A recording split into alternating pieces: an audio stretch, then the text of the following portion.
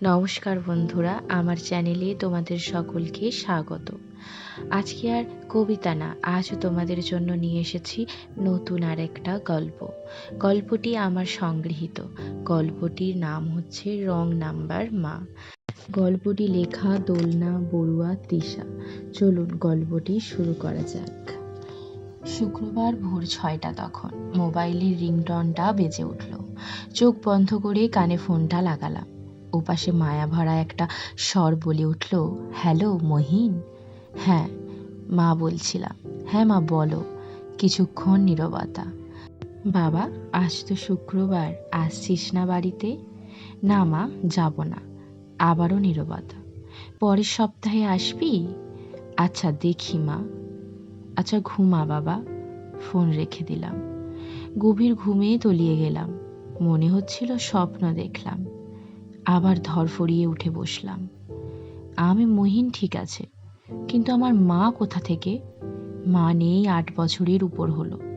বিছানায় উঠে বসে মোবাইলটা চেক করলাম। দেখলাম কারো সাথে কথা তো বলেছি, কিন্তু একেবারে নতুন নাম্বার। ভাবতে লাগলাম কেউ হয়তো ভুল নাম্বারে ফোন করেছে। হয়তো ওনার ছেলের নামও মহিন, আর আমিও মা ডেকে ফেলেছি। মোবাইলটা উপর করে ফেলে আবার ঘুমানোর চেষ্টা করলাম। কিছুক্ষণ অস্বস্তি হলেও আবার ঘুমিয়ে পড়লাম। ঘুম থেকে ওঠার পর ভুলে গেলাম। উঠে ফ্রেশ হয়ে পাউরুটি খেয়ে নিলাম। আজ কাজের বুয়া আসবে না। কালকের ডিম আলুর তরকারি আছে, ওগুলোই খেতে হবে। মোবাইল নিয়ে কিছুক্ষণ ফেসবুকে ঘুরলাম। তারপর গেম নিয়ে বসে গেলাম। কখন 2টা বেজে গেছে খেয়াল নেই। গেম খেলছিলাম। এমন সময় আবার ফোনটা এলো। মনে পড়ল সকালে আসা ফোনটার কথা। আমি ফোনটা রিসিভ করে বললাম, হ্যালো। ওপাশ থেকে আবার মায়া ভরা কণ্ঠটা, হ্যালো মহিন, বাবা খেয়েছিস? আমি থেমে গেলাম। কিছু বলতে গিয়েও যেন পারছিলাম না। অনেক বছর শুনিনি এই টোনের কথা। ওপাশ থেকে আবারও বলছে, হ্যালো মহিন। আমি বললাম, আন্টি আমি জানি না আপনি কে। আমার নাম মহিন, ঠিক আছে, কিন্তু আমি আপনার ছেলে মহিন না। ওপাশ থেকে আবারও নীরবতা। এখনো রেগে আছিস বাবা? এতদিন ধরে ফোন করছিলে না, মোবাইল বন্ধ বলছিল, আজ যখন পেলাম এইভাবে বলছিস? আচ্ছা, আমি কোনো কিছুতেই তোকে মানা করব না, তোর যা ইচ্ছে করিস। বাড়ি আয় বাবা, কতদিন দেখি না তোকে। আন্টি আমি আপনার ছেলে মহিন না। আমার মা মারা গিয়েছে 8 বছর আগে। হয়তো নাম একই, তবে আপনি ভুল নাম্বারে ফোন করেছেন। কিছুক্ষণ চুপ থেকে আবার আমতা আমতা করে বলল, সকালে যে মা ডাকলি।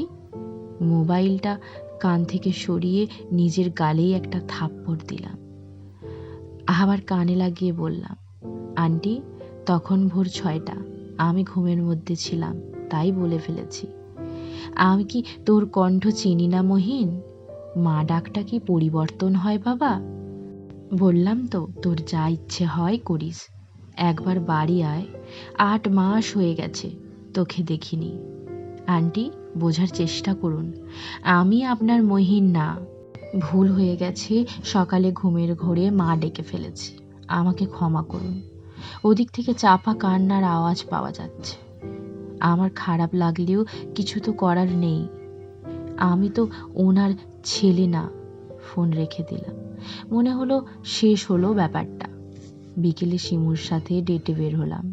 ভুলে গেলাম। শিমুকে সকালের ঘটনাটা হেসে হেসে জানিয়ে দিলাম। কি কাকতালীয় ব্যাপার বলো, মহিন নামের কাউকে ফোন দিয়েছে আর আমিও মা ডেকে ফেললাম। শিমু বলল, হয়তো তোমার হারিয়ে যাওয়া ভাই। এই বলে হাসতে শুরু করলো। ওই মেয়েটাই হাসলে বাম পাশের একটা গজ দাঁত বের হয়ে আসে, আর আমার বুকটা লাফ দিয়ে ওঠে। তখন ইচ্ছে হয় ওর মাথাটা বুকের মধ্যে চেপে ধরি। শিমুকে হোস্টেলে নামিয়ে দিয়ে বাইক নিয়ে আবার রুমে চলে এলাম। তখন অন্য রুমমেট শিহাবও চলে এসেছে। দুজনে মিলে একটা সিনেমা দেখলাম। রাত 10টায় আবারও ফোন এলো। এইবার ও নাম্বার না চিনেই রিসিভ করে ফেলেছি। হ্যালো বলতেই ওপাশ থেকে বলে, বাবা খেয়েছিস? এইবার একটু রেগেই বললাম, আপনাকে বলেছি না আমি আপনার ছেলে না, তাও কেন ফোন দিচ্ছেন? আর ফোন দিয়েন না প্লিজ, বলেই কেটে দিলাম। নাম্বারটা আর রিসিভ না করার জন্য নাম্বারটা সেভ করলাম, রং নাম্বার মা। পরের দিনেও ফোন আসতে থাকে। আমি কখনো ফোন ধরি, কখনো ফোন ধরি না, কখনো সুন্দর করে বলি, কখনো চিৎকার করে বলি, আমি আপনার ছেলে না, আমাকে ফোন দিবেন না। 4 দিন এইভাবে চলার পর আমি ফোনটা ধরা বন্ধ করে দিলাম। এইভাবে 1 সপ্তাহ আসে, 15 দিন আসে, 1 মাস আসে, আমি কল ধরি না। প্রতিদিন নিয়ম করে সকাল 8টায় কল দেয়, দুপুর 2টায় কল দেয়, রাত 10টায় কল দেয়। সকালের কলে বিরক্ত হলেও আমার ঘুম ভেঙে যায়, আমি উঠে পড়ি। অফিসে দুপুরের কলটা এলে আমি বুঝতে পারি দুপুরে খাওয়ার সময় হয়েছে। রাতে কল এলে বুঝতে পারি রাতের 10টাও বেজে গেছে। অনেক দিন ফোন ধরলাম না, কিন্তু তারপরও কলটা যেন আমার সাথে কথা বলে।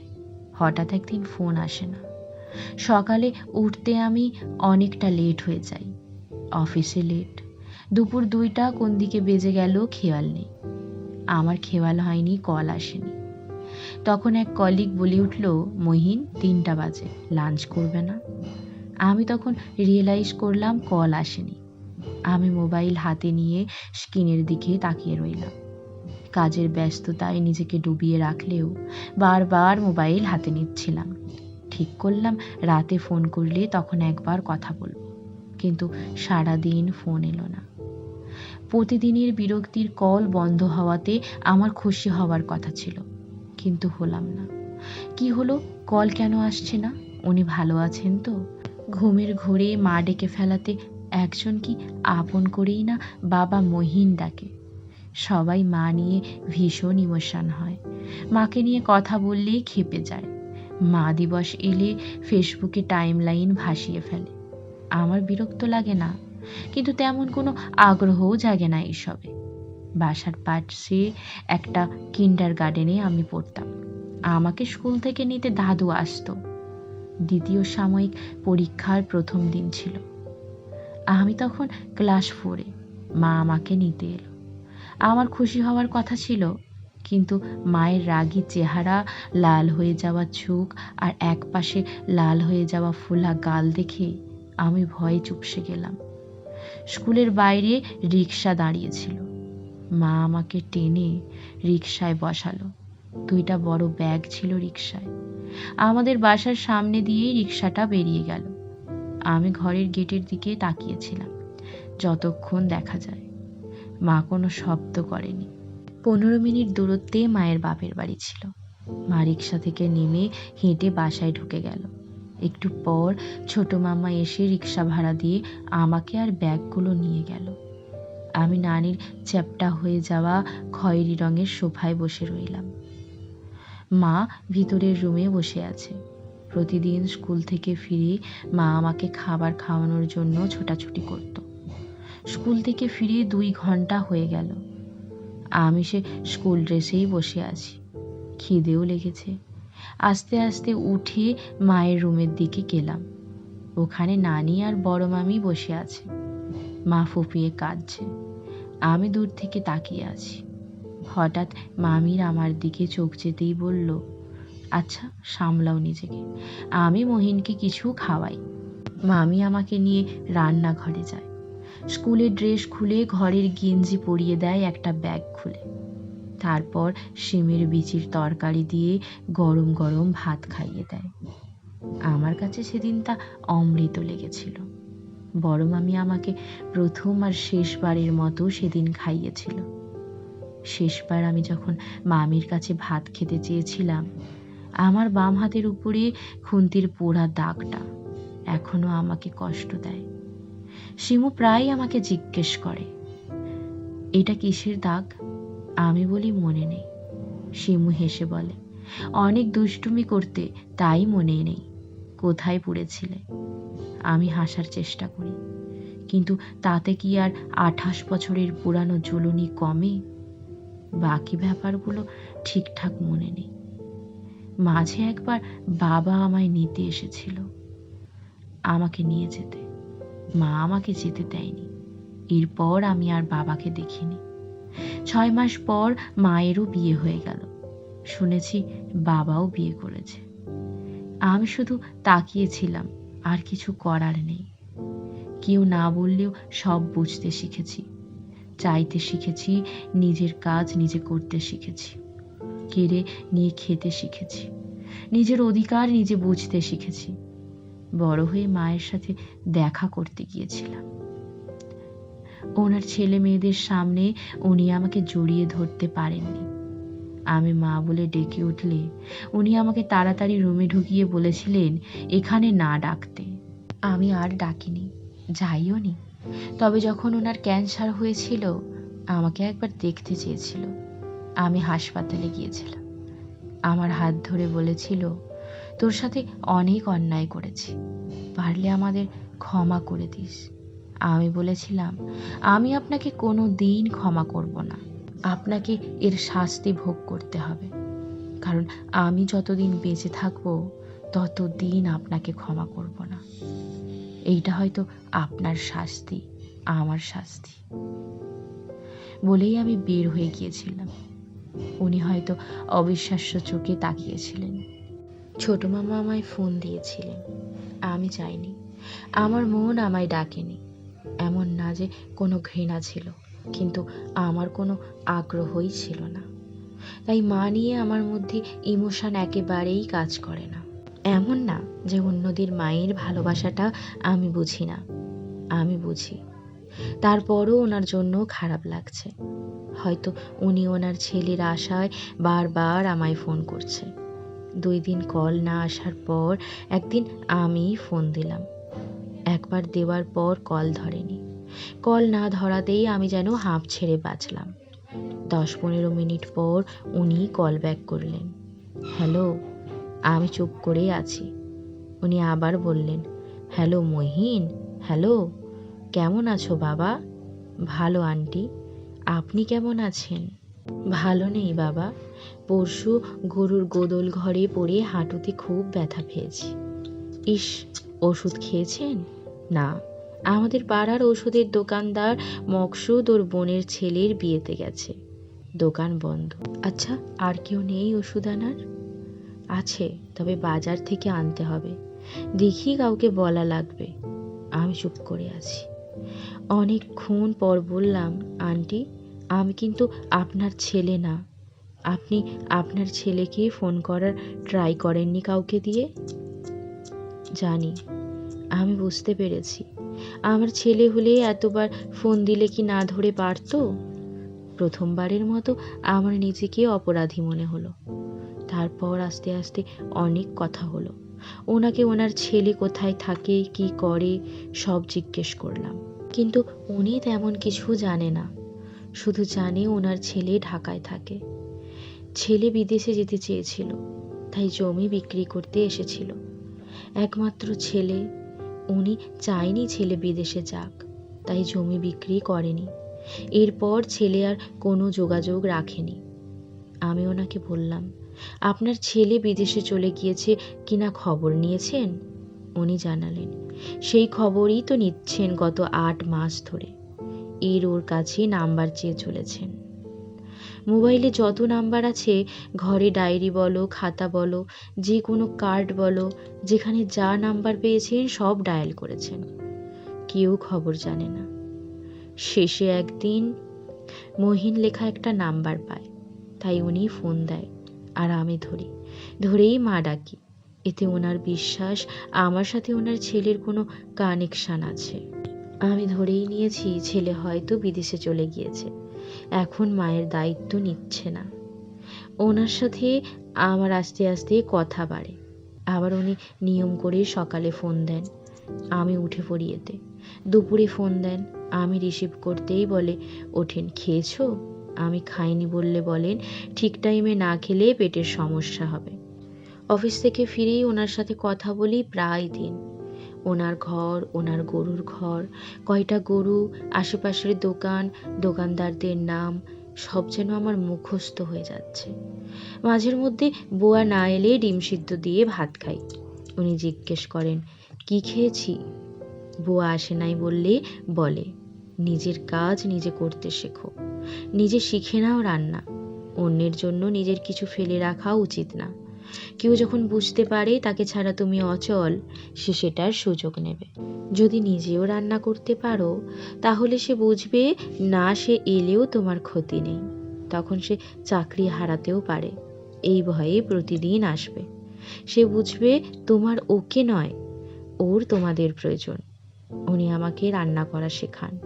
কয় টুকরো মাছ নিব, কয়টা পেঁয়াজ, কত চামচ মরিচ, হলুদ, তেল, লবণ। লাউডস্পিকারে উনি বলে যেতেন, আমি রান্না করতাম। এর মধ্যেই টুকটাক গল্প হতো, দুজনেই হাসতাম। মাঝের মধ্যে জিজ্ঞাসা করতাম, আপনার ছেলে ফেরত এলে আমাকে তো ভুলে যাবেন? উনি হেসে বলতেন, মায়েরা কি এক ছেলে পেয়ে অন্য ছেলে ভুলে যায় নাকি? আমি দীর্ঘশ্বাস ফেলতাম। উনি আমার থেকে আমার ঘরে কে কে আছে জানতে চাইতো। মা কোথায়, বাবা কোথায়, ভাই বোন কয়জন জানতে চাইতেন। আমি বারবার এড়িয়ে গেলেও একদিন ওনাকে বললাম। বলতে বলতে খেয়াল করলাম আমি কাঁদছি, বহু বছর পর কাঁদছি। আমি মায়ের বিয়ের সময় কান্না করিনি যখন মা মারা গেল। এইসব কথা জানানো হয়নি কাউকে। আপনজন বলতে শুধু শিমুই আছে আমার। ওকে এইসব বলার আগ্রহ কোনো দিন জন্মায়নি। আমি চাই না ও আমাকে অনুগ্রহ করুক, আমার অতীত নিয়ে কোনো রকম দয়া রাখুক মনে।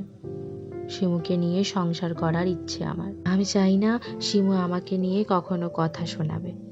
উনি চুপ করে আমার কথা শুনলেন।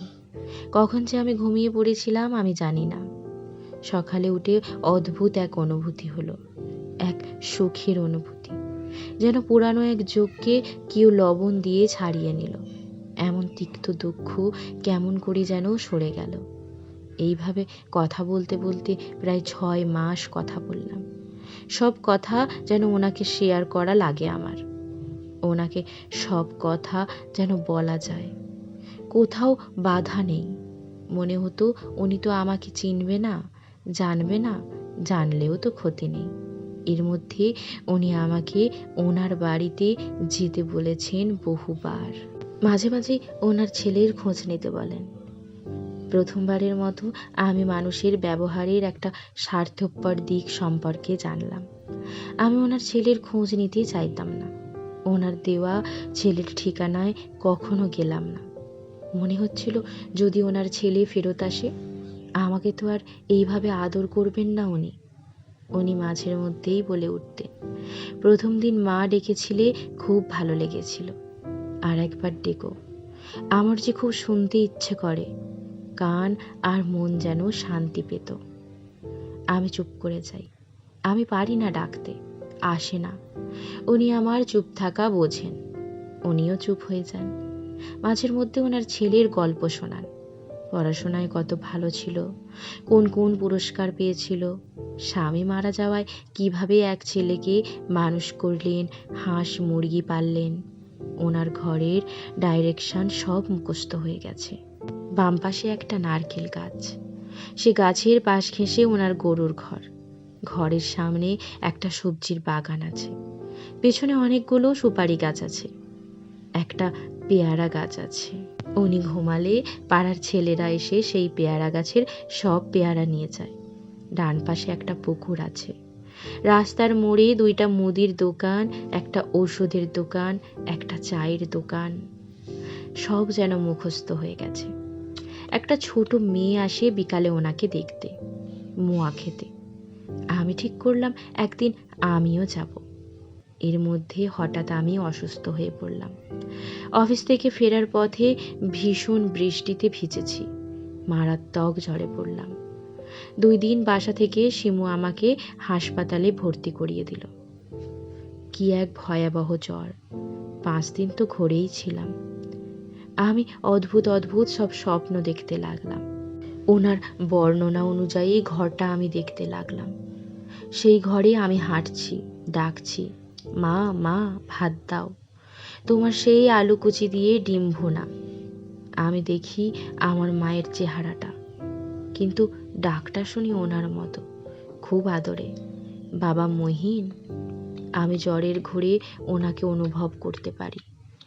আমার মোবাইল কোথায়, আমি কোথায় জানি না, কিন্তু আমার খুব ইচ্ছে হচ্ছিল ওনার সাথে কথা বলি। প্রথমবারের মতো বলি, হ্যাঁ মা বলো। উনি জিজ্ঞেস করবে, আজ তো শুক্রবার, আসবি না বাবা? আমি বলবো, হ্যাঁ মা আসবো। আমার জন্য পুকুরের কই মাছ রান্না করো, সাথে পুঁই শাক, অনেক দিন খাই না। নিজে নিজে মনে মনে সাজাতে লাগলাম, এইভাবে বলবো। আমি পরিপূর্ণ হুঁশ হলো প্রায় 8 দিন পর। তারপরও আমার সাথে মোবাইল ছিল না। শিমু এলো বিকেলে আমাকে দেখতে। মেয়েটা আমার জন্য দিনরাত এক করে দিয়েছে। আমি ওর স্পর্শ অনুভব করতে পারতাম। আগে শিমু থাকলেই মনে হতো আমি পরিপূর্ণ, আমার আর কিচ্ছু লাগবে না। কিন্তু আজ আমার মনে হচ্ছে শিমু যেন আধা। উনি যদি এইখানে থাকতো তাহলে যেন সব পরিপূর্ণ হতো। আমার অভিমান হচ্ছিল, উনি কেন এখানে নেই। আমার চিন্তা লাগছিল। উনি বোধহয় আমাকে অনেকবার ফোন দিয়েছেন, প্রতিদিন ফোন দিয়েছেন, না পেয়ে হয়তো কষ্ট পেয়েছে। কি কি বলতে হবে মনে মনে সাজিয়ে চলেছি। আমি যে ওনাকে স্বপ্ন দেখেছি রোজ, ওনাকে দেখতে যাব, এটাই বলবো ভেবে নিয়েছি। শিমুকে বললাম, আমার মোবাইলে কল এসেছে কিনা দেখো তো। শিমু বলল, মোবাইল তো আমি বন্ধ করে রেখেছি। কি কি শব্দটা আমি এত জোরে বলেছি যে শিমু ভয় পেয়ে গেল।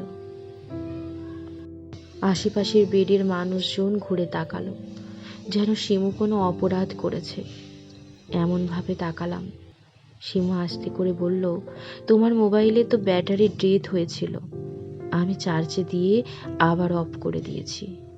আমি মোবাইলটা তাড়াতাড়ি নিয়ে খুঁজতে লাগলাম ফোন এসেছে কিনা, কিন্তু মোবাইল বন্ধ থাকার কারণে হয়তো কোনো কল আসেনি। আমি চিন্তা করতে লাগলাম, কি ভাববে আমাকে। আমি তাড়াতাড়ি কল দিলাম। নম্বরটা এখনও রং নাম্বার মা দিয়েই সেভ করা আছে। ভাবলাম আজই এই নামটা চেঞ্জ করে মা লিখে দেব। ফোন দিলাম, ফোন ধরলেন না। 1 বার 2 বার 3 বার, না, কল ধরছে না। খুব চিন্তা হচ্ছিল। সারা দিন রাত ধরে ফোন দিয়ে যাচ্ছিলাম।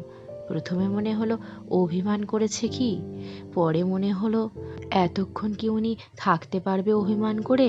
হঠাৎ খুব চিন্তা হতে লাগলো। শিমুকে জানালাম, শিমুও চিন্তা করছে। ওনার গ্রামের নাম ঠিকানা সব তো আমার জানাই আছে। শিমুকে বললাম, আমি এখনই যাব। শিমু অনেক কষ্টে চেপে ধরলো আমাকে, বলল, কাল সকালে আমি সহ যাব, তুমি যেখানে যাবে। আমি সারা রাত এক ফোঁটাও ঘুমোতে পারলাম না। শেষের দিকে ওষুধের ডোজের কারণে একটু ঘুমিয়ে পড়লাম। আমি স্বপ্ন দেখলাম উনি দরজায় বসে আছে, হাতে একটা থালা, উনি সুপারি কাটছেন। আমি ঢুকলাম, আমাকে দেখেই উনি হাসছেন। আমি গিয়ে ঝাঁপিয়ে পড়লাম। উনি আমাকে মমতায় জড়িয়ে ধরে বললেন, মহিন এসেছিস বাবা, এতদিনে, এইবার একবার মা ডাক। আমি ডাকতে যাব, সেই সময় একটা ঝড় উঠল। সুপারি গাছগুলোর পাতা এলোমেলো হয়ে আসছে, কালো হয়ে গেল আকাশটা। তারপর অন্ধকার। আমি উঠে বসে গেলাম, বুকটা ধড়পড় করছে। দেখলাম সবাই ঘুমাচ্ছে। বেডের পাশে রাখা পানির বোতলটা হাতে তুলে নিলাম। পানির বোতলটা থেকে একটু পানি খেলাম। আমার মনে হতে লাগলো ওনাকে আমার কাছে রাখা উচিত। আমি না চাইতেই মা পেয়েছি। আমার ওনাকে হেলায় হারানো উচিত না। কাল গিয়েই ওনাকে নিয়ে আসবো আমার কাছে, যত মানা করুক। আমাদের অফিস থেকে তো আমার জন্য ঘর বরাদ্দ আছে। কাল শাহিন ভাইকে ফোন দিয়ে বলবো আমার স্টাফ কোয়ার্টার লাগবে। শিমুকে বিয়ে করে ফেলবো তাড়াতাড়ি। মেয়েটা কয়েক মাস ধরেই বলছে। আমার নিজের একটা ঘর হবে, সংসার হবে, অন্য সবার মতো। মা থাকবে, বউ থাকবে, ছোট ছোট বাচ্চা থাকবে। ওনার পাশে যখন বসবো মিষ্টি পানের গন্ধে আমার নাকে লাগবে। কিন্তু এলোমেলো ঝড়টা আমার বুক ভারী করে দিল, কিছুই ভালো লাগছে না। সকালে আমার আবার জ্বর এলো, কিন্তু তাও আমি রেডি হয়ে গেলাম। সকাল 7টায় শিমুকে ফোন দিলাম, 10 মিনিটে আসতে না হলে একাই চলে যাব। শিমুর চোখ ডলতে ডলতেই কোনো মতে ড্রেস একটা পরে চুলগুলো উঁচু করে বেঁধেই চলে এলো। গাড়িতে বসেই একটু লিপ বাম লাগালো আর একটা কালো টিপ দিল। ওকে একটু বকা দিলাম, জিন্স কেন পরে এসেছো? ও অবাক হয়ে বলল, আমার থেকে জিন্স ছাড়া কিছুই নেই, তুমি কি জানো না? তাও কেন যে মনে হলো ওকে আমি মায়ের সাথে পরিচয় করাতে নিয়ে যাচ্ছি। গাড়িতে উঠে ওনার নাম্বারে অনেকবার ফোন দিলাম, ধরছে না। এরপর মোবাইলটা বন্ধ বলছে। প্রায় 6 ঘন্টা জার্নি করে আমি ওনার গ্রামে পৌঁছালাম। স্টেশন থেকে রিক্সা নিলাম। রিক্সাওয়ালা বলল, কোথায় যাবেন? যেন খুব চেনা জায়গা। আমি বললাম, মুন্সিবাড়ি যাব। রিক্সাওয়ালা অবাক চোখে তাকিয়ে আবার রিক্সা টানতে শুরু করলো। টানা বৃষ্টিতে গ্রামের অবস্থা দেখলাম বেশ শোচনীয়। শহরের রাস্তাঘাটে একটু পানি উঠলেই আমরা কত হাউতাশ করি। গ্রামের অনেক ঘরের অবস্থা খারাপ, চারিদিকে পানি। কেউ কেউ নৌকার উপরেই বসে আছে। মনটা ভারী হচ্ছে। উনি ভালো আছেন তো? মা ভালো আছেন তো? রিক্সা যত এগোচ্ছে আমার মনে হচ্ছে আমার চেনা জায়গা, আমার কত দিনের পরিচিত। সেই মোড়ের দোকান, আশা স্টোর, মকসুদ ফার্মেসি, সবু মোবাইল রিচার্জ। রিক্সাওয়ালা বলল, কার বাড়ি যাবেন? আমি ঘর থেকে বের হলাম, বললাম মহিনদের বাড়িতে, ওর মায়ের কাছে। উনি আবার অবাক হলেন। রিকশায় বসে বললেন, মহিন গিয়েও কেউ হন আপনারা? আমি মাথা নাড়ালাম, হ্যাঁ। বলতে বলতে একটা ঘরের সামনে এনে রিকশা দাঁড় করালেন। গ্রামের এবড়ো খেবড়ো রাস্তায় রিকশা চালিয়ে ক্লান্ত উনি। কোমর থেকে গামছা খুলে বলল, এতদিন কই ছিলেন? এত ভালো একটা মানুষ এত কষ্ট পেল। আমি রিকশা থেকে নেমে বাড়িটার দিকে তাকালাম। টিনের বেড়া দেওয়া, টিনের দরজার দিকে তাকিয়ে যেন সুখের পরশ অনুভব করছিলাম। আমি রিক্সা ভাড়া দিতে দিতে বললাম, আর কষ্ট পাবেন না, সাথে নিয়ে যাব আমি। রিক্সাওয়ালা ভাঙতি দেওয়ার জন্য তার কোমর থেকে গামছাটা বের করতে করতে বলল, এখন আর কিসের কষ্ট? আল্লাহর কাছে গেলে কি কারো কোনো কষ্ট থাকে? আমি যেন বুঝতে পারলাম না। বললাম, কি বলছেন? দরজা ঠেলে ভিতরে ঢোকালেন উনি। বললেন, 8-10 দিন আগে যে তুফান হয়েছিল তাতে বড় গাছ ভাঙে পড়েছে ঘরের উপর। বেচারি কখন মারা গেছে কেউ কইতে পারে না। অনেক কষ্টে গ্রামের পোলারা বের করে আনছে। আমার কানে যেন আর কোনো কথা যাচ্ছে না। মাথা ঘুরে উঠল। শিমু এসে আমাকে ধরল।